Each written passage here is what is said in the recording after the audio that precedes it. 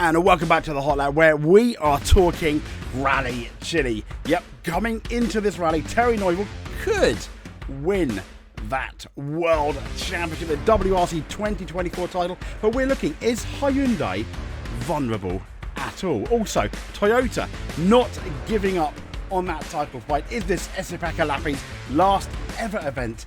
And how is Martin Sesks going to do?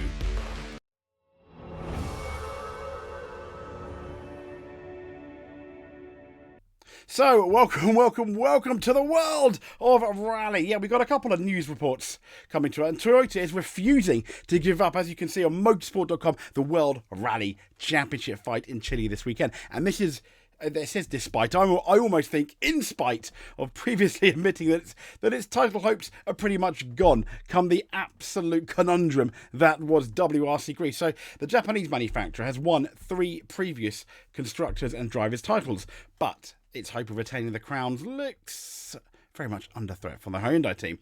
They've won 6 of the 10 rounds this season, 2 more wins, incidentally, than Hyundai.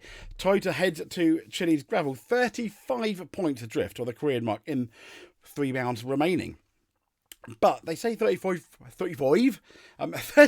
points. But when we think about it, that's 165 points in total. So in the Drivers' Championship, 8-time world champion, as we know, Sebastian Ogier is competing in a partial campaign. And the title battles are seemingly heading in Hyundai's direction, but Toyota team principal, and it says here, Mr. Latvala, is refusing to concede. He said the last 2 rallies have not gone our way in terms of our championship ambitions, but we will not give up the title fight. He said we'll keep pushing and focus on winning the last 3 rounds of the season and doing everything that we can to keep the pressure on. Our team is really motivated to do a good result in Chile with Elvin, Seb and Calais, and we have a very strong driver lineup for the win. Yes, they do with OJ and Calais. Elvin, I'm not too sure. He's been really inconsistent. But the stages are generally fast and flying, which should suit our drivers and our car. Yes, I do think, I mean, to be fair, Toyota in Greece looked like the strongest team until they weren't, because things were going wrong. But the one thing we discovered last year is that the tyre wear can be quite high, and that's something that Elvin has said also in our preview video, so check there. But we need to be asking, no, we're not talking about the dresses at the bottom, but is Neuville or Hyundai more vulnerable? And this is this article on dirtfish.com, and it says, despite initial pessimism from Toyota about both championships titles, the advantage is with Hyundai, and as we all know, about a 35-point lead. And it says, despite the seemingly comfortable position, Hyundai technical director could not be clearer. He said, nothing, I mean, this could just be super. People get so superstitious at the business end of the season, don't they? But he said, nothing is done. If you look at Japan last year, it was a really complicated rally. Central Europe could be very tricky, he said, and Chile last year was complicated in terms of tyre wear, and it's still very open. Now, if the weather holds out and we have sun or dry weather, yes, the tyre wear will be very tricky in Chile. Now, on this week's Spin the Rally pod, we ask if Neuville and Hyundai are really home and dry. Check out the episode below. So there we go. The episode below, obviously being Dirtfish Spin Rally Pod. I'm most certainly going to give that a listen.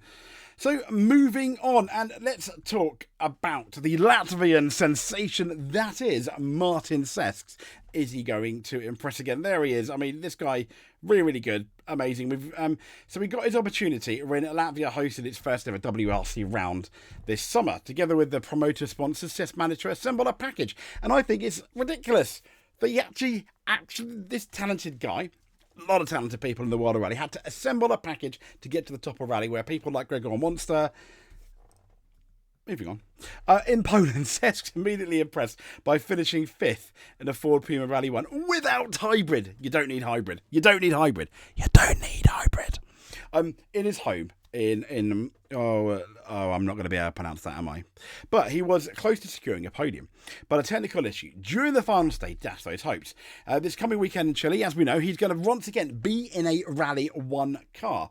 But, and this, I don't get this, he'll be competing without a hybrid unit. He said, of course, it will be a big challenge to go to South America and drive a Rally 1 car in Chile for the first time. It will be a great adventure, I think, something new again. And we're now trying to prepare for that rally, said Sesks. He said, we're watching the onboards and seeing similar things and seeing similar things to some European rallies. Sesks heads into the gravel stages once again, as, let's be fair, without hybrid and not going to Chile before, very much the underdog. He said it will be harder for us driving the non-hybrid car, but again, it's an opportunity to show some pace without the hybrid, and if we succeed, that's even better. So what I want to know is if Sesks succeeds at this rally and beats, it's obviously not a given, but if he beats, keep bumping the mic. If he beats Martin says, if he beats Adrian Formeau and Gregor Monster, where does that put him for next year? Ford, get the checkbook out. You know you want to. Esapekka Lappi, is he facing his last ever rally? So as we know, the season started off well with an amazing win in Sweden. But the biggest disappointment of the year, it says, it comes on home soil in Rally Finland. He was fourth on Friday, but sadly, a Tree versus Hyundai, the Tree is always going to win that. But Chile marks Lappi's last WRC rally this year behind the wheel of the Hyundai's R1, and it could potentially be his final event at the top of his career.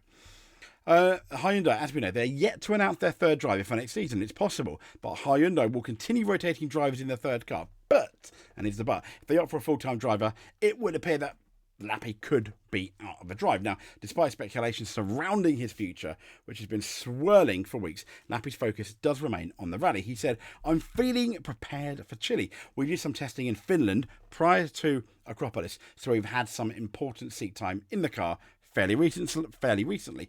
He said the surface is quite unique. There is a lot of loose gravel, but it can also be abrasive when the road section begins to be cleaned. It's going to be interesting. It's going to be fast. It's going to be gravelly. It's going to be tyre wary. Yeah, I'm sorry. That's not even a word, is it? No, sorry. Tyre wary. I'm not going to use that again. Anyway, if you like what you see, I will update that subscribe button. But please, subscribe if you're not. Lots of people that are watching aren't subscribed. If you tick that one subscribe button, that will make me extremely happy. Hit that notification button if you don't want to miss another rally video. We will speak to you soon. Thank you very much. And stay tuned for more rally news.